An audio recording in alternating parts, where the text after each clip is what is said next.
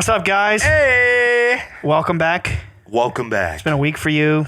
You know the drill. It's been like weeks for us. Yeah. So exciting to be here. Woo! We wanted to keep it really light and conversational today. I wanted to use... Really light and conversation. Let's Really light light? it up, baby. Okay. It was Alex's idea to do this concept, and I thought it was really cool. You thought it was really cool. Yeah. So on full disclosure, episode 6, Alex? Yes, sir. We just put out 7, right? Yes. So we're okay. So on episode 6, I for like 40 straight minutes just talked about light and like what that means to me. Full disclosure is our Patreon show, by the way. Yes, and I wanted to expand more on that conversation on like the public platform because it was just really fun, and I feel like it's a really fun conversation. And Nick has no idea what we talked about. Right. And I'm very excited. This sounds like a fun concept. I mean, light to me is so weird and like. It's almost like it's an element. You know what I mean? Yeah. Like, it's like, what is it? What, you know, they've learned that it's like conscious, like it behaves. I'm very, very intrigued to see where this is going to go. And, it's not like a big deal. It's not like there's, mind-blowing, groundbreaking research. It's just, the concept is really fun to ponder and to discuss. For sure. So where we kind of went, I mean, I'm not going to be able to recall exactly to the T, the entire 40-minute conversation, but... probably should start that. So I just want to have a quick call back here. Okay. So I can't remember what episode it is or was. You probably do. But we were talking about light, and then you said photon gun, and I said, dang, I really want a photon gun. That was early in the show. That was early. So I started Googling. Well, it turns out a photon gun is a flashlight. So Wow. Okay, let's get you a flashlight then. well, I already have one, so I'm one step ahead. Have you seen those flashlights that are like you could turn them on in a pitch black room and it looks like the entire room is... Dude, I may have one of those. they have flashlights that you can turn them on outside at night. It looks like it's daytime. Yes. Yeah. They're like 20,000 lumens. That's what I'm talking about. They're insane. Yeah. Dude, that's cool. I would love So- to have something like that. Yeah, just to put that into reference too, about 1,000 to 2,000 lumens is like super bright to the point of like self-defense. So Wow. 20,000 Damn. lumens is like daylight. It's like permanently blind. Have you seen those someone. videos though that we're talking about? Yeah. They literally light up the entire like forest and Yeah. They did it. They did a H3 did like a thing where they went through a haunted house and they were all sitting around like all quiet and scared and stuff. And Ethan had one of those. He just like nobody knew. He just pulled it out and turned it on in the middle of a pitch black haunted house. And everybody's like, "Yo, what the fuck?" Like even the guy there who was like the medium or whatever was like, "Oh my god, I see a spirit. Yeah. It's bright. yeah." Oh, and the other reason we wanted to talk about this is because it's been on our minds lately, just in general, without spoiling anything. Tears of the Kingdom. It's Yeah, for those of you who are not initiated, we're talking about the new Zelda game, Tears of the Kingdom, which I'm sure most of you. Yeah. I'm sure most of you are. anybody with a initiated. heartbeat. Yeah. Yeah, anyone with a soul with like a spark of light within them. Nah, I'm kidding. No, it's sick though, and we're not gonna like get into the spoiler heavy stuff because it's only been out for like 2 weeks, and that wouldn't be very nice to spoil such an amazing thing. Right. But like the whole concept of the game is Zelda being like this vessel for the goddess of light, Right. Hylia. Yeah. And like the whole way that you gain power in the game is by completing these shrines, and then you're blessed by these sages with these crystal orbs of light. Literally, yeah. Like the little tears, like the little Well, in the shrines, it's just the orbs. Remember? right, yeah. They're just orbs of light. the shrines.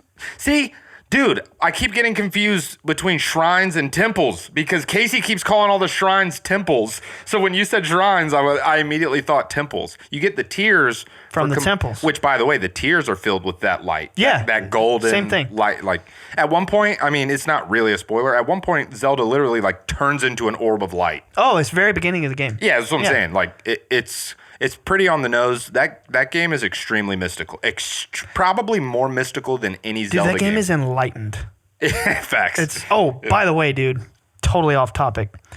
I just watched Ponyo recently. Oh That movie is enlightened. man. And here's what we're going to do. This was my sister's idea. She's going to come on the show, and we're going to do a Ponyo episode because it's one of her favorite movies. Oh my God. That is going to be so lit. I've seen that movie probably 10 times. I mean, like all the Miyazaki movies are fire. if I'm not mistaken, Ponyo may have been my first one, the first one I ever watched. Maybe, but I love that movie. And yeah, talk about mystical, bro. Talk about like the knowledge. Yeah, there's literally a giant goddess. That, it's the mother. Yeah, it's literally her mother. Yeah, it's the divine mother. Incredible. That's going to be a fun episode. I'm so stoked for that. So light, yeah. So what we talked about in full disclosure was just kind of like off the brain, off the old dome. And it's like when you really think about light and you break it down, first of all, why are we talking about light? Because these experiences that I've had my whole life, and now, Nick and Alex have had many of them, and many people around the world are having them too. I mean, surely we're not the only people, but they, for the most part, are almost always in the form of light. They're orbs of light. I've seen light beings with hands and feet walking around, entities face to face. They're always light. The vessels that they maneuver in, they're made of light. Why light? Why do they appear as light? Their body and their form is light, So I've spent like my whole life thinking about that. What does that mean? And where I've kind of been led to like understand is that they must vibrate at a rate that is so far beyond our vibration and far beyond our perception that they don't need a physical form. I think they resonate with the vibration of light. Whoa. Like whatever frequency their quote unquote body or their self is vibrating at is the same as what light. That's what you're suggesting. I think so, yeah. And I think that's a very deep, multifaceted conversation because then it's like, okay, well, to resonate with the vibration of light, there's a spiritual component there. How do you even vibrate at the resonance of light? That's a deeper conversation, and we can get into that a little later. But like, if you think about it, it's proven through science. I believe it's called the Brownian movement. Can you look that up, Alex? Like the Brownian, but every particle in existence is vibrating at a specific rate. Everything that you've ever touched or seen or observed in your life is just a collection of particles that are vibrating slow enough and close enough so that they have the illusion of physical dense matter. Right. Yeah. So how is it possible that there are entities that can just appear in front of me in my room, walk through the wall, be glowing like a light, and then just vanish? How does that thing vibrate? It's funny when you mentioned like they potentially resonate with the frequency of light. It made me think of the word enlightened.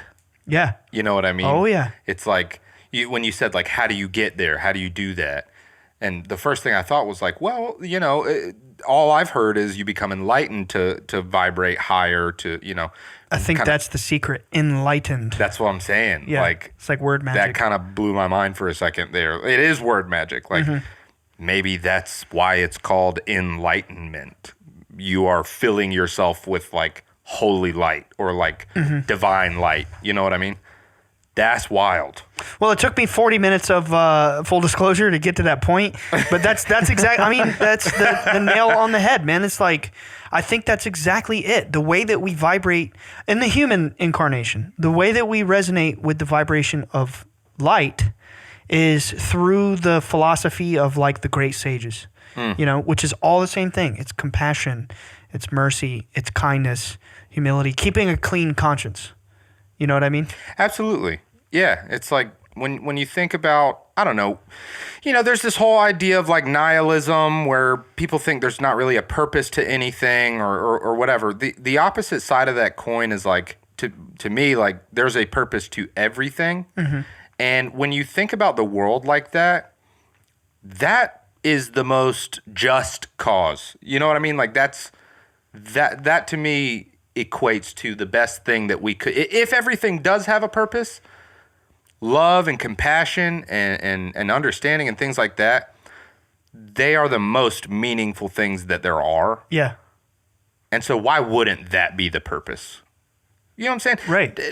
There's, obviously there's always outliers to this sort of thing, but something that basically every living being can agree on is that love feels good.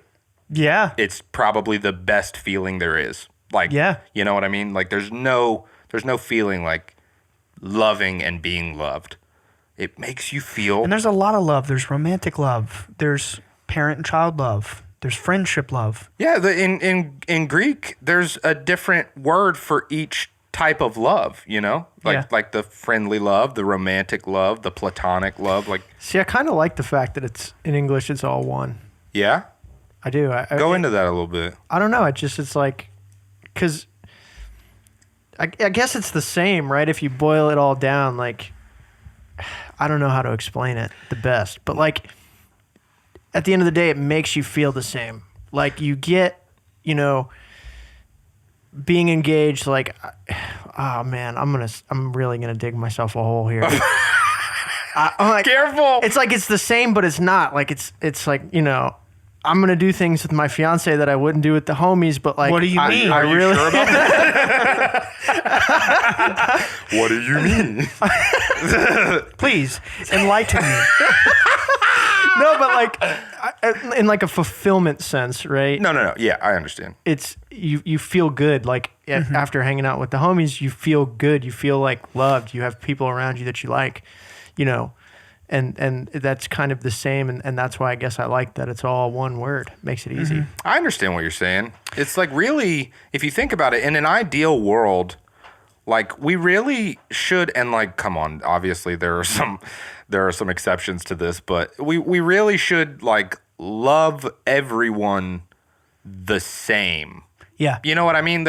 There's no reason that like, okay, for an example, a lot of people will only fully and completely open up to like one person or maybe a couple of people. You know what I'm saying? And and because of that, you have this like really deep and special love with that person because you're like, oh my gosh, like they accept me for who I am. I mean, like friends or just anything? Yeah. But not necessarily a romantic partner? I would say typically it's probably like the majority of the time it's probably with a romantic partner that is your, you know, person. But like, yeah, okay, for example, like, you know, our good buddies Raven and Nathan, like they are attached at the hip. Like they're that for each other. Like you know what I'm saying? Right. In an ideal world, shouldn't we be able to do that with everybody? I feel like it's just kind of societal walls. We should, but the problem is not everybody's on. We just can't trust everybody, you know? Yeah, absolutely. There's all these societal walls that are getting in the way of us being able to just love everybody the same way. And the trust thing is a huge The part world out there is not always all good. Exactly. That's the unfortunate thing. Because the only way that this concept works is if everybody is doing Right. it. Well, Yeah. Right. If you had that kind of relationship with everybody, what would make their relationship special? We'd all be happy together and freaking kumbaya. I don't know. Yeah. No, I see what you're saying. Yeah, but it's like, It's kind of like going like dark is dark because light is light. well, no, I mean, Couldn't it be special with everyone? But Then could it's like, still- what would be special? you could still be closer with some people just naturally because your lives are more aligned. But I feel like generally, like, we should be able to be careless with our love and our trust that we put. It should be a world, in my opinion. It's the only way we'll ever be enlightened as a race, as a species, as a you know, a planetary consciousness.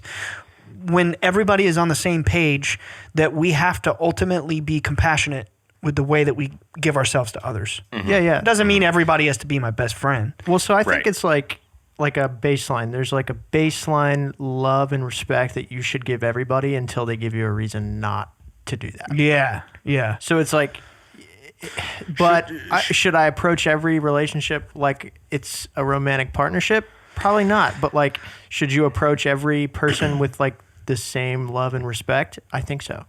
Yeah. Yeah. Yeah, and that brings up an interesting point, like the whole someone giving you a reason not to thing. You know, what do you think? Do you think that you should stop giving people a certain level of love and or respect because they're mistreating you, or should they be the one doing the adjusting? Yeah, I think there's a deeper level to that. I think the next level of that wisdom is when you give somebody love and respect and they don't return it to you. See, you're enlightened, right? Hypothetically, you're enlightened. You know the truth that we're beings of light. So you see them and how they're only treating you that way because they're suffering on the inside. Right. Yes. So you have to feel empathy for them. That's exactly what I'm saying. It's like almost in some ways I want to love them more because I'm like, oh, you're hurt. Like, Doesn't mean you have to give yourself away, right? And disrespect yourself. Yeah, I feel like there's a difference between like love and being vulnerable. Mm-hmm. You know what I'm saying? Like you can show people real, true, deep, nurturing love without making yourself vulnerable or open to be hurt by them. So I don't know. That was just like a little rabbit hole. Yeah, that makes sense to me. Yeah, that was just like an interesting little thing that I kind of thought about. Because exactly what you said. Like when I see somebody and they're like not reciprocating the love or the energy that I'm giving to them, it really just kind of makes me sad for them. I'm more so just like, oh man, that they're obviously going through a tough time. Yeah. So And you can show love for people without ever getting involved in their life. facts. You could let people in traffic. You could just be True. nice in social situations. I'm the kind of guy, man, like, if I wash my hands in the bathroom, dry my hands, and the paper towel hits the floor, I pick it up. You know why? Right. Because I don't want that worker who has to come in here and clean it to clean after my selfishness. Mm-hmm. Yep. It's things like that. Like you can project. Do you put energy. your shopping cart back in I the was shopping just- cart garage? I was thinking about that. Yes. The Cart number one, narcs. yeah, the social test number one. Cart Yes. narcs, bro. Yeah, it's compassion. This is something my dad always taught me after his experience is you have to be able to imagine the suffering of other people and feel for them. Oh, And I feel like that's probably the most lacking thing in the entire world. dude, that's literally spoiler alert for God of War Ragnarok. That's like the whole lesson that Kratos learns from the beginning of the first game to the end of the second game. Beginning of the first game, he's telling Atreus, like, close your heart to their suffering. You have to be ruthless. You have to not care about them because you have to take care of yourself and all this stuff. But then by the end of Ragnarok, he sees how much more pain that causes you inside. And he tells Atreus, open your heart. Yeah. Open your heart to It's their your suffering. strength. Yes, it's your strength. That's what makes you strong. Open your heart to their suffering. Be willing to feel their suffering because everyone will grow from that. You'll grow, you'll become stronger. You could potentially lend them a hand, a helping hand, or extend an olive branch, and everyone will heal from you opening your heart and not being afraid. If there is something high on the list of concepts that is totally despised by the light and cannot resonate with the light, it's arrogance, it's pride, it's narcissism, it's believing in your brain that you're better than another person. Like I really believe, and not just because I talk about Jesus, that makes me a Christian. No. We know that there's wisdom from Jesus, there's wisdom from Buddha, there's wisdom from this, that. Jesus just has a lot of fire wisdom. For sure. You know what I'm saying? And like one of the things he said is like, blessed are the meek and the humble, for they will inherit the kingdom of heaven.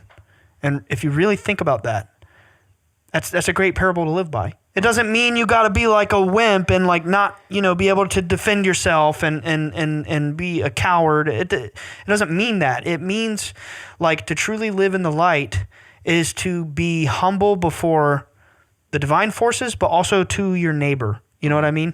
Like if they're suffering, surely in this life you can suffer too, right? Mm-hmm. We all can. I've suffered a lot. Mm-hmm. I'm sure you've suffered a lot, and you've suffered a lot, maybe. I don't know. Yeah, that maybe was just so good. You got to switch up on him. Yeah, maybe you've suffered. I don't know. I mean, he'd be getting a lot of attention from. He does get a lot of attention. Yeah. And maybe that's a suffering of its own. Maybe, yeah. We don't know what it's like in his shoes. His head's real heavy, man. Yeah. It's so filled up. Sometimes we have to put Vaseline on his head to fit him through the door. Like, it gets a little big sometimes. Why are you moving off camera, Alex? Why are you moving off camera? He's like moving back so he can't I'm be leaning seen. back. His head's so big. Okay, Fat Joe. It don't even fit on camera. Yeah. No, but I'm serious. Like, The camera is actually 10 feet away from Alex right now. I think like Sorry. That's a nice little close up there. I like that. So what you said though, have you heard of the emotional, like the vibration of each emotion and how they relate to one another on your path to enlightenment? I've heard of it, but I've not really. I have not. I'm not familiar with it. Yeah, so I have it pulled up here. And so I'm going from the very bottom up to neutrality. We go higher if you want to, but like, so the lowest vibrational emotion is shame. Then going up from there, it's guilt, apathy, grief, fear, desire, anger, pride. Then you get to courage. Then you get to neutrality. And from neutrality, it goes up. So obviously neutral's like the middle ground. Willingness, acceptance, reason, love, joy, peace, enlightenment.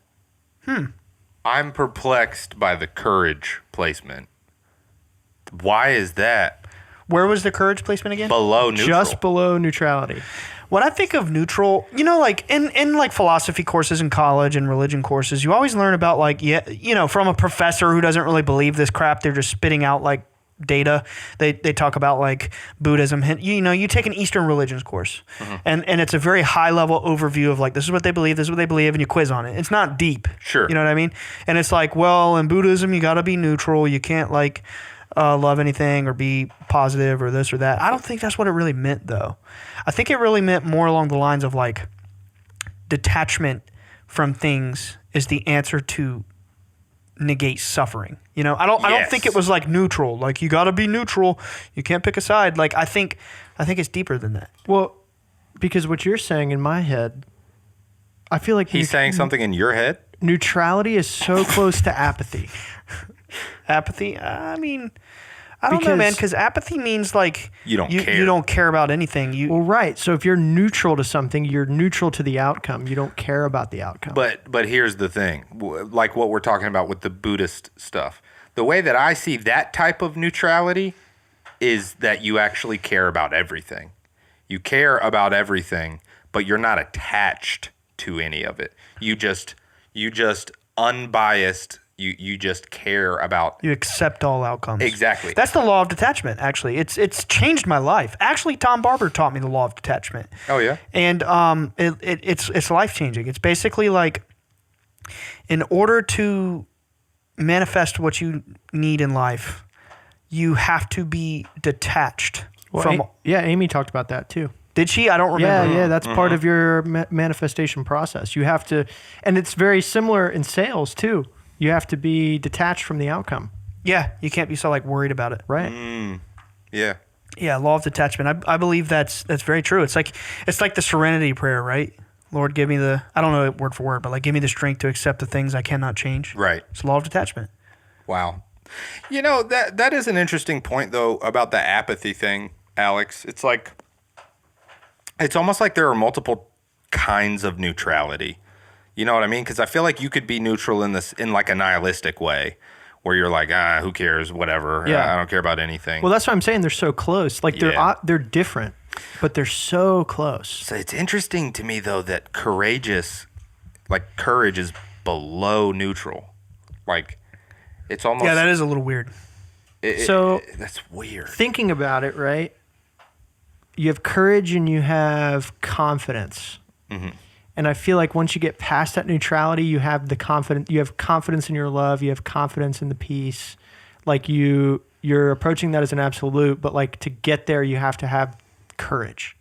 You have to have like courage to break out of these lower vibrational states of being and get to that neutrality and get higher. Okay. I feel like confidence and courage are slightly different. Like courage is active, whereas confidence is passive, right? Like, yeah. Does that make sense? Right. It's like the same difference between knowing and believing. Yeah. Pretty Believing much. is like active. You have to actively believe something. If you know something, it's like it's like automatic faith. You don't have to think about it. You don't have to act towards it. It's kind of a similar thing. Good like point. Courage, it requires action. Mm-hmm. Like that means you're in the face of something. Yes, exactly. Whereas confidence is just like, I know it. I'm good. I got it. I know it. It's a similar parallel there. So switching gears, the other thing we talked about in the full disclosure episode was light from an actual physical and metaphysical perspective. Like, we've talked about this many times on the show, but I think we have a lot of new listeners, and it's always a fun conversation. But like, they've proven that light is conscious. Right. They've proven this with the photon double slit experiment. They know now, without a shadow of a doubt, that if you observe light and the way that it behaves at the photon level, it changes its performance and its outcome. And actually, it can collapse its structure from a particle into a wave, basically denoting that it has infinite functions in reality. It can change its form. It can just become completely different essence at will, as long as it's not being observed. When we, the living beings, are observing a photon of light, it behaves according to algorithms. You turn on a light, you see the light. You're looking at the stars. Photons are traveling billions of light years to reach your eyes. They're going straight, so to speak. Right. But when you're not observing them, they don't go straight. They go infinite. What does that mean? Why? Why is that possible? You know what I mean? And like, why does it need an observer? Right. And I've come to, like a toroidal field? Mm-hmm. We've talked about this before. It's like, it kind of looks like a donut. It's like a magnetic. The donut collapsing in on itself. Yes. Oh, yeah. Yes. Yeah. You started talking donuts. And we talked about this before, I think with Vincent, actually, on the Vincent episode. Shout out Vincent. We're going to have him on really soon. Oh, I can't wait. Oh, my God. He's going to come on this summer. Woo. But we talked about this on his episode, like the tree of life. Actually, remember they show it like above and below in some cases with the branches, and then it goes underground with the roots. Mm-hmm. It's like a toroidal field. Because it goes. Because yeah. And I believe that's truly what reality is. I believe that we exist in a toroidal field of light, and I believe it's constantly like collapsing in and on itself. Like when the light is not being observed, it phases out of the rules of reality and just exists infinitely. And then when it's being observed, it's like, oh guys, we got get it together. The show's on. Yeah. It's like the magic stage. The show's on, everybody, and the rules happen to give us the illusion of an existing material reality. It's like a magic trick. It's like a big illusion, I think we are literally in a matrix of light. Well, I think we are like a big part of that, right? Like it makes me think about how everything is mental. Like magicians need an audience. Right. Well, all of this light, if we weren't here, all of the light would still be here, but the light is the way it is because we are here. Yeah. It's the whole tree falling and no one hears it thing. Mm-hmm. It's the same kind of thing. Like, did it even happen? Is it there? It's like, it's a philosophical thing. Did it happen if no one witnessed it? And it's like, well... And when you get metaphysical, it's almost like, well, it happened because you witnessed it, like literally. Yeah. We have proof of that. Like, light literally behaves differently because you're looking at it. And yeah, if you ask, the same thing about like if the tree, fell in the forest, did it make a sound? Well... No, because there was nobody there with the little hair in their ears to observe the waves, but it made waves. Right. It produced something. Yeah. But it wasn't observed by a living being. Sound is defined by when it's perceived. Yeah, everything is. Exactly. When those waves are perceived. It's like that's a thing that has been philosophized. Which is a real word. For a very, very, very long time. But until the photon double slit experiment, we didn't know that like it's actually a thing. Like it really does behave differently when we're looking at it. So this poses another question then. If we know and understand, at a basic level, that this universe exists the way that it does because it is being perceived the way that it is being perceived, what about when as a species we come together and we start in our minds with our higher senses perceiving the truth about the higher realities? What will we be able to reach out and grasp? Yeah, you know what I mean? It's almost as if we'll have access to like senses that we didn't know existed, that we didn't have. And before. that is how we are going to evolve. I truly believe the way that we're going to evolve in the age of Aquarius is going to be a mental thing. We're not going to be having like 6 arms and freaking... Right. I got a third eye antenna on my head. Like, dang it. He's like, I want a third leg. 4th. My dad made a joke to me a few weeks ago. God. Dad made it was a joke, but it was like kind of serious. He was like, I think Teddy's going to be levitating things when he's older. Levitating things. And I'm like, what do you mean? He's like, well, son, I mean, as more people become aware of the lights, our abilities are going to progress as a species. I mean, it's the domino effect. It's like they've proven it's called morphogenetic resonance. I think it was Rupert Sheldrake who proved this one.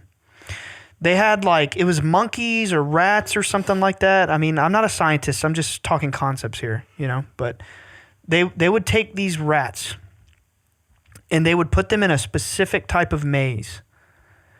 And then around the world, or other rats would start being able to rapidly solve these mazes. On the other side of the planet. There was something about monkeys. It's like monkeys all around the world are popping up, starting to be able to use tools. Yeah. Did you say Rupert Sheldrake? Did I get that one wrong? You're spot on. Oh, okay. Dang, dude. Morphogenetic resonance? Yeah. Pulled And that one out of I a hat. don't know why when you started talking about your dad, I for some reason I thought you were keying up a joke and then you started talking about this. No, I'm dead serious.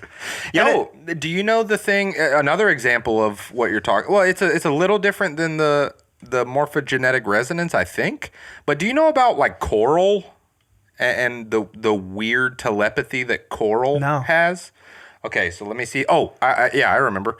So the same species of coral, they have an extremely precise process for the way that they release. It's equivalent to spores, how they kind of reproduce. It's not on the same day every year. It's not even on the same month every year. But when it happens, every coral on the planet that is of that same species of coral release spores instantaneously. What? Meaning you could literally go out to the ocean right now, get a piece of coral, go on the other side of the planet from it, and when the coral where you got it from spore, the one that you took across the planet will spore instantaneously. See, that's wild just because of the differences, right? I mean, temperature differences, altitude, daytime pressure. Yeah. There's so many variables. Yeah, that's insane. It's like telepathy. Yeah. Or I don't even know what to call it, but They tapped in. they're tapped in. It's instantaneous. It's not the same day. It's but which that alone would be crazy. Yeah. Already because there's not a set day or time during the year that they do it, but instantaneously all around the planet. What if it's ripples from outer space where you have these energies of these stars and they just send out a wave and the wave hits the planet and the coral's up. There it is. I think That's what we're waiting on. I think that what you're saying, not exactly about the corals maybe, but I think what you're saying is true about these cosmic alignments and when there's energy shifts. And y'all can't tell me that things haven't been pretty crazy since March 23rd. Things have been very crazy since March 23rd. For us as a group and what, just everything we know. And I mean, it's been a huge shift. And My life has flipped upside down twice since then. And So you're right side up now. I'm right side up, baby. I am right side up. We feeling good. yeah, honestly, I mean, I do think that happens. I think it's like an energy from the stars, and there's major shifts that permeate our auras as living beings, and it changes us from the inside out. But yeah, think about that though, with morphogenetic resonance and there being evidence that as certain groups, in each particular species, monkeys, rats, corals, humans, whatever, as some groups evolve, then around the world it starts popping up rapidly. Mm-hmm. What's going to happen when we, as a human race, start figuring out collectively the truth about these lights? Yeah. I think it's going to be like light speed. Yeah, and it's something I've kind of passively observed is it feels like the human version of that sort of morphogenetic resonance. It feels like we as humans, we pick up on those things at birth. It's almost like we wait for the life death cycle before that subtle evolution occurs. Mm-hmm. If that makes sense. It's it's why generations of humans are so similar around the planet. There are these innate, inherent similarities in people all over the planet that were born around the same time. It feels like, and if you think about occult stuff and mystical studies and stuff, that's when the evolution of soul occurs, is when you pass from this life to your next life. That's when like those lessons are really like ingrained, like stamped onto your soul. You know what I'm saying? Or your skin. Or your skin. In Alex's case, he has a freaking knife wound on his gut. Yeah, spear. Oh yeah. That's a real theory. That I think we talked about that, but that's a real theory. Like a lot of like crazy birthmarks on people could be like wounds from previous lives. Yeah, I mean, Yeah, that's interesting. yeah, Well, it's- it like the way Vincent told me, it was like, this is here so that you don't act like an asshole. Mm-hmm. That was his words. I mean, that is one of the most remarkable things I've ever witnessed. Vincent was just like, yeah, do you have like any birthmark like on your stomach? And Alex was like, yeah. He's like, yeah, I know. You were stabbed. It's like, huh? What? You know, there's stuff there. There is something major there. Yeah, I feel like we as humans, we kind of like pull collectively from the knowledge of all humans prior to us when we're born, and it's like those lessons get imprinted onto us. Whereas other species like rats, coral, whatever, it happens more rapidly. Yeah. Maybe it has something to do with, like, you know, think about our lifespan versus a rat's lifespan. Yeah. You know what I'm saying? 2 years versus 70. Right. Yeah. Well, we're also a little bit more complex than coral. For sure. And rats. So, I mean, yeah, it might be part of that. their Like, evolution is like finishing a maze to find cheese. Yeah. Ours is like trying to understand the pain and the woes of death and grief and suffering and Yeah, the rats got it easy, bro. like mastering our temptations. The rats got it easy. Yeah. I like some cheese now. Yeah, you know, I've been pet fond rats, of bro. mazes. I've been known to enjoy a good maze. Rats are very sweet, man. I loved our pet rats. They were very. They just want to lick your hands, and they're very nurturing, loving animals. They never bite. I mean, I'm sure in the wild, rats would bite, but your pet rats, they're very kind. I never got to meet them. Those Yeah. little rats. It sucked when they died, man. I had a mouse for a day. A day? What'd you do? That sounds Step like on a it? book, a children's book. No, the mouse who stole the cookie. Yeah. I gave my mouse. When you give a mouse a cookie. Yeah. What do you mean? You don't know the story? No. Okay. Tell us the story. No. Tell us the story. All right. Well, I went to the pet store and got one of the mice that they feed to snakes, Oh, okay. Oh, and so I God. just bought one. It was like $2. Carried him around all day. Just kept him in a little shirt pocket. What'd you do with him? Where is he now? At the end of the day, I let him go. Oh, he's dead for sure. Oh He's yeah, dead. he was a white. Not even a field mouse? No, yeah, he had no You shot. let him go? How old were you? This was like a couple years ago. Dude, you cannot tell me it's cruel. People bought. It's not cruel, man. They would have bought that It was mouse gonna to get feed eaten. to a Yeah, snake. yeah. I gave it the best day of its life. Yeah. It had and let a it go. fighting chance. Yeah. Dude, you want to hear something funny? We went to PetSmart recently, just to, like pick up cat food or whatever, and we were there, and they had like it was an adoption day. They had all the cats out. I was like, oh, look at all the cats. We were just looking at them, whatever. We got back out to the car, and we start driving home, and Casey like screamed when we were driving down the road. It freaked me out, dude. I almost like pulled the wheel a little bit, and she pointed at the windshield, and on our like on the hood of our car, right where the crack of the hood is, there was a little tiny mouse. Oh. I guarantee it was one of those mice from PetSmart. And he escaped, bro. He escaped. He got away. I don't know if I ever told y'all about this, but when I was a lifeguard, I actually saved a field mouse out of the pool. Oh, really? Yeah, everybody had to get out of the pool. There was a mouse swimming in the pool, and I got the little skimmer net and took it and dropped it back in the wild. You didn't jump in with the float. No, Give him the lifesaver. not for that. Tiny little mouse the size of my palm in a giant pool. Like Y'all don't carry around tiny little lifesavers? You could have used a gummy lifesaver. That could have helped him out a lot. I used the skimmers. Yeah. Just picked it right up and Threw him over the fence. no, I walked him to the grass and put him in the water. I think Aw. Jeremy did it. We were both lifeguards at the same time. My brother Jeremy. Yeah. He did it and I helped him. I think he actually put it in the woods, but Was that your only career save? no, I Career saved a save. toddler who almost drowned. Oh man, What? that's cooler. Yeah. He had a little, you know how like little kids can have those, like, it's like the little onesies that are floaties? Yeah. And it was I had a lifeguard at like 8 a.m. for a little preschool group to let 3-year-olds swim. And this little kid was stuck upside down in his little floaty suit, and the like daycare instructor was off somewhere else. Like she would have never seen that kid. He was in the corner.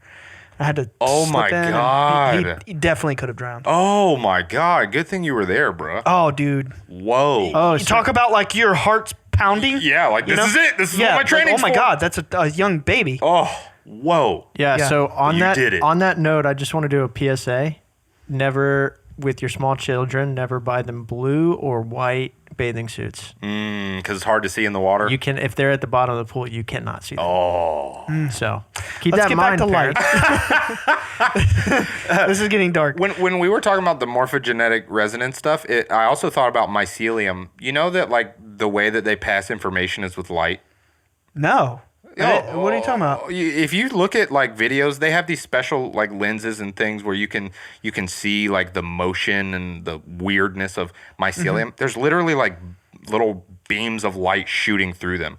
Like Oh, it kind of like neurons. yes. But it's like electrical impulses. But Yes, they communicate like with tiny little like balls of light or like Wow. little blips of light. You can see them shooting through. it's as above, so below, right? So like if we exist in the material world, but like the real world is the higher world of light, I believe that there are multiple dimensions of existence that all mirror each other, and like where there's a molecule world that carries consciousness, maybe that's DMT, and maybe there is a plant world that carries consciousness as well. Maybe that's mycelium. Yeah. Well, also, they're discovering within the past like 20 years, they're discovering that like humans, like we are fungal beings. Like we are largely comprised of fungus. Like we're basically fungus. It's really, really. I've watched a couple documentaries recently, like that Fantastic Fungi one, and then there's also that guy that's all over the internet. Paul Stamets. Yes, Yeah, that guy. He's in that, right? Yeah, Yes. yeah, that's his Yeah. thing. He I've been watching a ton of his stuff, and like I don't remember, I can't quote it off the top of my head, but he essentially laid everything out to suggest, or really to imply that like we are fungal, we're walking, talking fungal beings. That's crazy. Yeah. So going back to the as above, so below thing, that ties back into the Brownian motion thing, because Brown, not Brownian, Brownies. Brown suspended pollen spores in water, and they started swirling and like moving, and then Einstein theorized that that's what's happening with the particles. Whoa. Oh, that they're vibrating. Right. That's proven, man. And like I think Tesla was right with the energy, frequency, vibration. And I think that when these things are pondered and meditated on, I think that gives us keys to understand the higher realities. And like my interpretation of things is that we talked about this on episode 7 of Full Disclosure. At this point, currently, it's not out, but it will be by the time this episode airs. We'll probably be at like episode 10 of Full Disclosure by then. But we talked a lot about like God and about the discrete separation between layers of reality. My interpretation, based on esoteric studies, just like what the beings have communicated to Dad, just like really thinking about it and pondering with like as above, so below, and the emerald tablets, and just all of this knowledge. I'm just kind of trying to picture what it seems like.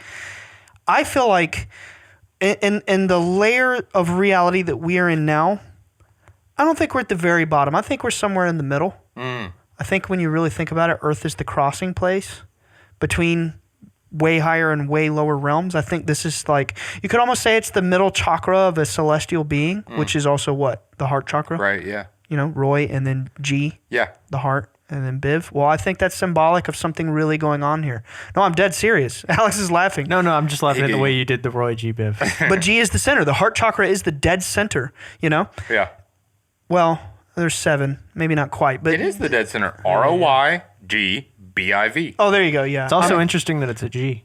I know. Yeah, I was it's like thinking that too. it's coincidence. Probably not, but and- Well, it's funny that you're saying that now, because when we were just talking about the mycelium thing, I was thinking, okay, so there are nebulas in space that look identical to the layout of neurons. Yeah. Right? Yeah. And then there are these tiny little mycelium that are like the layout of neurons, and we're in the Our middle. eyes. We're in the middle. We're in the middle. That's the above is the nebulas. The below, literally below our feet. Is the mycelium. Is the mycelium. Below our feet. And, I see. And we are the middle. Oh, okay. Yeah, that's wonderful. Weird. Yeah, that is very weird. I can't believe you just brought up that whole middle thing. Like, I was just thinking that. Well, think about it. What is the most... This is not a trick. Dude, Earth is Midgard. Yes. Sorry. I'm not... dude, honestly, what is the most popular symbol of all time? The cross. Oh, sure. Yeah. The cross. Absolutely. We're in the crossing place. Damn. Between higher physical and material spiritual. and spirit. What does that mean? I believe it means that we come here to learn how to reignite that spiritual heart center or resonate with light. You know what I mean? Yeah. Green, the color green, is the strongest light frequency band. Right. It's the brightest. That's why you can't shine green lasers at an airplane. It's a federal crime. Right. Why not a red laser? Exactly. It Because they don't won't go reach. as far. Yeah. Yeah. Why not? It's green lasers. You know, just plain and simple. And green is the strongest light band. Oh, dude. Now this brings up another cool topic. You know, my dad has friends in NASA, just casual things, and just girly things. one of them recently was having a chat with my dad, and he sent him some videos. They're public videos. I don't know how to find them. I could try, but it's not like it's top secret or anything. But it was NASA studies, and they have found a code hidden in the green light that comes from the sun that programs all biological life to live. You know, the chlorophyll in the plants resonate with this light. Everything. I mean, the food we eat, the plants we eat are absorbing this light. The animals we eat, not only are they absorbing it too, they're eating the plants that are absorbing it. Everything has this light in it. We've talked about this. You brought this up on the show. When a sperm and egg meet, there's a flash of light. There's a flash. If you take a blood cell, a tiny little speck of blood in a petri dish, and you lyse it, which is a scientific term for like making the cell explode. Like pierce it or something? Yeah. Like make it just basically pop. Yeah. It's a flash of light. Oh, come on. It's all light. I believe we are literally in a matrix of light. Neo said it in the third Matrix movie. Said what? Do you remember like he goes blind, he fights the Agent Smith that took over a human's body, possessed him. Yeah. He gouges his eyes out, so then he blindfolds, and then he becomes even deeper into enlightenment. He can sense everything around him. He literally goes to the machine city, and he gets face to face with the Matrix. Yeah. And he's looking around, he's like, Trinity, it's all light. Oh. And then he makes a deal with the Matrix. Yeah. I don't know if it's been a while since you've seen it, but he makes an actual deal with the Matrix that basically he will sacrifice himself to reset the entire Matrix. On some Jesus shit. And then it literally shows him on a cross of light. Yeah. Oh my God. Wow. I totally forgot about that. He's like crucified on a cross of light. And then he goes and he fights Agent Smith, and he sacrifices himself. They fight. They give like a cool Hollywood fight scene. Yeah. But then in the end, he beats him by letting Agent Smith kill him. He does the Jesus thing. Right. Or the Buddha thing. He does the pacifist, compassionate sage route, and he lets Agent Smith beat the fuck out of him. Yeah. Remember? Yeah. And it's like, it's programming.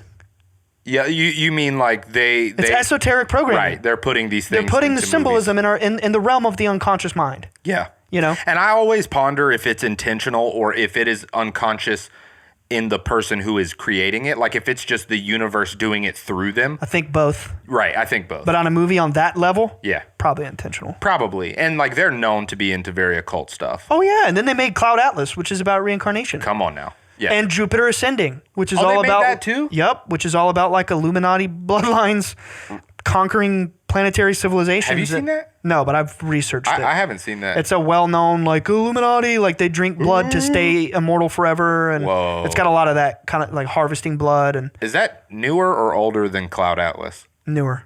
Oh, It's a few years ago. Oh, shoot. like 2015 or 14 or it's pretty recent. and that's what are the Wachowski? Yeah. Okay, sick. Dang, I kind of want to watch that. Yeah, I mean, I haven't seen it. Yeah. I'm down to watch it. We should can do an watch episode it. on it.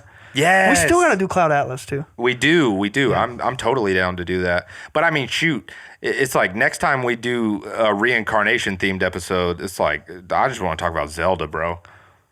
Maybe by next time we meet, I don't want to commit to beating it. Right. We'll take our time. I want to milk that game as long as I can. Yeah, 1,000%. It took me 2 years to finally beat Breath of the Wild. Yeah. You feel me? Yeah. No, I feel you. 100%. It won't take me 2 years this time, but Shout out Olivia. Shout out Olivia. Yeah, that game is amazing.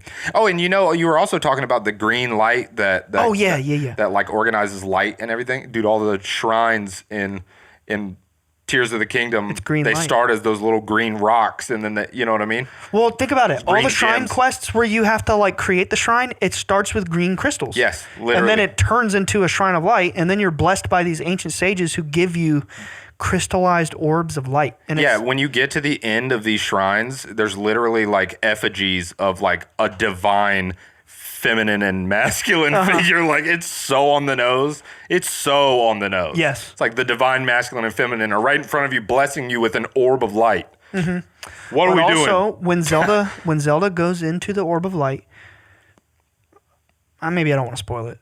Come on, just Don't go. spoil it. Hey, no, just Minor spoiler. Tears of alert. the Don't spoil Kingdom. it. Very, No, we're gonna do it. Minor spoiler. It's a alert. minor spoiler for Tears of the Kingdom. Yeah, minor. When Zelda goes into these orbs of light, she travels back into the past. That's kind of like, you don't know that getting into the game, and it's Right. like, what? But You figure it out pretty quick. bro, she goes into the orb and she's traveling through dimensions. Literally. It's not like saying that, but it's But, happening. Yeah, you're seeing it. Yeah. Yeah, that's the cool thing about that is like they don't tell you, but you Yeah. see it. They They're show not like, you. this is orbs in the. Who knows if they even know about all this stuff? Right, exactly. But it's pretty. It's on the nose. Yeah. It's on the nose. You Yeah. see it all happen. Dude, the freaking the race of like what are they The called? Zonai. Is that what the like Raru? The Zonai. Yeah, they have third eyes. Do they? You didn't. I didn't notice that. It's closed. Wow. Bruh. There's literally a golden eyelash right here. Probably going to open. I think it is. Yeah, we haven't seen all the memories yet. Bro, next time you play and you see Raru, look right there. Wow. There's I never and even. it's not tiny. It's like big. It's like it's a full third eye right there. It's just closed. Wow. Yeah. This game is enlightened. So back to the green light thing. Yes. So what else did NASA prove in their studies? They proved that 528 hertz resonates with the frequency of the color green. Really? Yes. The green light from the sun. It's almost like the life force is inside of this frequency, And from the sun, it is programming our DNA to thrive and to live and for life to grow on the planet. Whoa. It's kind of crazy that you just said it that way because that song I showed you last night is the chorus says we're engineered to thrive. From Contortionist? Yes. Yeah. Yeah, the song's called Thrive. The lyric is we're engineered to thrive. Yeah. That's kind of Pretty crazy. That's kind of sick. Like when you put it that way, there are this realm that we're in is truly magnificent. It's and weird. It's weird. It's truly magnificent in every way. There is a giant orb of light in the sky beaming down programming frequencies that go into our bodies and make us who we are. Like it's weird. And we eat food that's soaking up these frequencies. Yeah. This radiation or what you could call it radiation. You couldn't write a better video game if you wanted to. Yeah, exactly. Honestly, yeah. Yeah. But exactly. I don't know, maybe thinking too out of the box, but I tend to think that we on an individual, like each human, right? There's multiple levels of the cosmos here. You've got planetary logoses, you've got cosmic entities like the sun. I mean, everybody knows about the sun. Yeah. It's why we're here. Everybody knows about the moon. Not everybody knows about the three of us in this room or anybody else out there. You see, there's levels of existence. Absolutely. And I feel like us, this human race, we are special souls that are climbing through those realms. This is what the Rosicrucians kind of indicate too. This is where I'm getting this from. And that those realms might be like the chakras of some higher transcendent entity. Whoa. Some logos type being that is a godlike mind or complex. Maybe it's Ra. Maybe it's the sun. Maybe it's the consciousness of the sun. And I feel like where we are now, our life in Earth, is that we are in the middle. I mean, it's green. Everything here is basically green, right? Yeah, except for the water, of Right, course. But right. the plants. You look from the sky. It's the water, and then it's green. Yeah. It's all life is encoded to be green from the green light from the sun. Yeah. The heart chakra is green. I believe we come here to learn love, compassion. It's the actions and the emotions that I believe, in a metaphorical, metaphysical sense, resonate with the literal vibration of light. Wow. The sage shit, love thy neighbor. If you see somebody suffering, help them. All that stuff. That's my understanding of light and why it's so important. And we're kind of, we got a few more minutes. So I think when you know this knowledge and you choose not to resonate with the light and you choose to turn a blind eye to it, the karmic devastation is greater, because now but you're choosing to harm other life. It's like blasphemy. It's It's like the cardinal sin kind of thing. I always heard, like, I don't know if you ever heard this, but I always heard growing up, like, the one unforgivable sin. Blasphemy of the Holy Spirit. Yeah, is what it says blasphemy in of the the Holy Bible. Spirit. It's like turning your back on the Holy Spirit, turning your back on God or whatever. It's like, sounds very similar to me when you say, like, karmic devastation. That's They called that unforgivable. Yeah. In the Bible, it says the only unforgivable sin is blasphemy of the Holy Spirit. But who knows what that really means? Exactly. Yeah. I don't think really anything is unforgivable. Maybe you'll have to reincarnate a lot of lives until you get it right, know? But anyway, who are we to know? Exactly. Maybe it's unforgivable in this lifetime. Yeah. Who I knows? I really don't know. I can't fathom Yeah. what it really means. I can't fathom. Remember that? What was this? Something I said? Yeah, it was that video of the New Year's thing where we were talking about Chinese New Year and everything, and you were like, I can't fathom. Oh, shoot. On the show. Yeah. Okay, yeah. Yeah. We're talking about Chinese New Year's. Yes. Well, that's just New Year's in China. Yeah. It's the same day. I swear it is. Why is theirs on a different day? Are they more advanced than we are? Yes. Yes, bro. That's why they're more advanced than us. Shoot. That makes sense. I think I covered everything I was interested in covering. Was there anything else y'all wanted to? No, that was sick. That was awesome. I love talking about this. It's very abstract. It's very it's almost like that light is like equivalent to like the Force. It's in everything. Yes, and I remember something I was going to say earlier, and then we start going into another tangent. I believe the discrete levels of separation between realities. I think that at the very highest, if we could just take our human mind and release the limitations and fathom as high as possible, and then go even farther than that, all the way to the top of what consciousness is, I believe it really is just an eternal, infinite white light. Literally, I think it's just white light. Yeah. I think that it is pure, spiritual, wave, no particles, no knock on wood material shit necessary. I think it is just light. And I think we are so far down from that we're looking up and we're seeing the light up there in the cosmos, and it's like it just seems so far away we can't reach up and touch it. But I think our souls come from there, and through lifetimes we go back there. But I think that there are souls like the orbs and the beings, the entities, or you could say the masters or whatever, who come back here to like guide us on our progression there. Mm-hmm. You know what I mean? But to us, to our little material forms, they look like lights. Yeah. Yeah. It's like our souls are longing for that, like longing to get back to that light. And when we reach enlightenment, maybe that's when we become those little lights. Maybe. I tend to think so. And I think if you really think out of the box, all of the discernible realities are all crafted or you could say come from that one original higher light. And like everything in the known universes or multiverse or whatever, I think all comes from the very same original place. That resonates with me. Like, I feel like my intuition tells me that's true.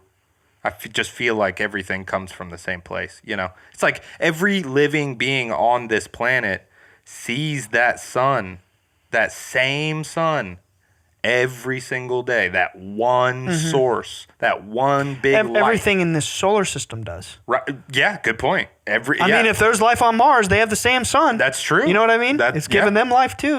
Yeah, I mean, I didn't even think about it like that, but you're right. Yeah, everything in this entire solar system, every living being, from the most tiny microscopic thing to a celestial body like a planet, everything sees that same big light in the sky every single day, and it gives all of us life. Yeah. That's pretty profound. It's pretty hard to imagine. It is. It's near unfathomable. Can't I fathom without being judged? I just like how you shake your face when you do that. But it's really cool to think about. I think we're probably a part of a collective of some ascended cosmic being, and we're just, the whole point is we're in the cross, we're in the center. It's love. It's the heart center.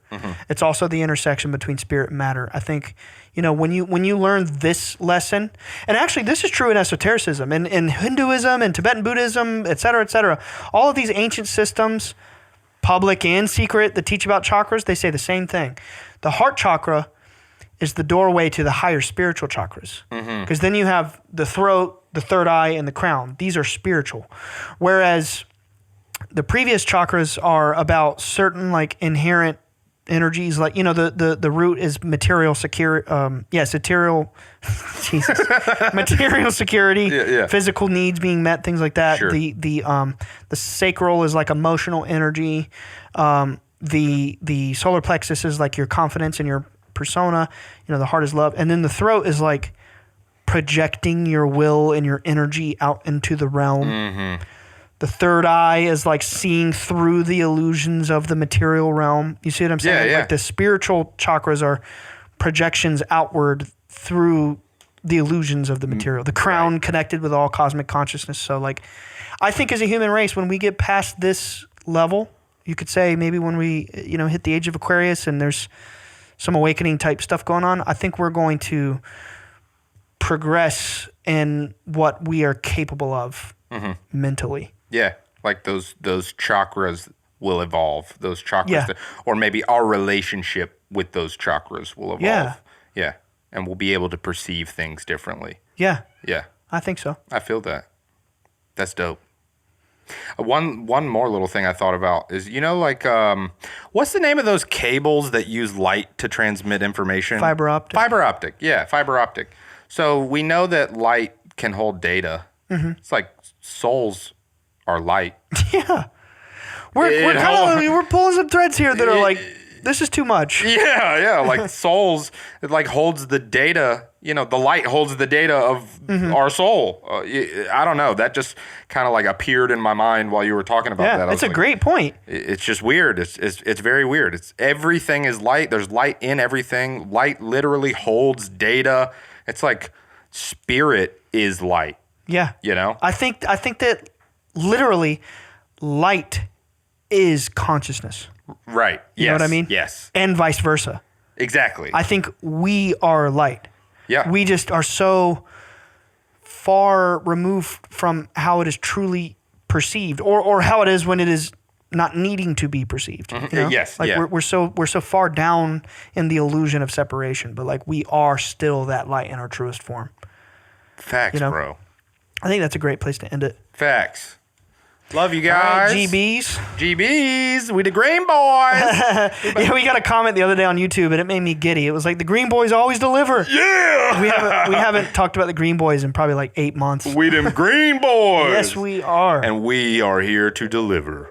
Okay? Bye guys.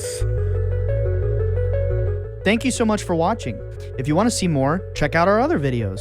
And before you go, don't forget to subscribe. See you next week. Peace.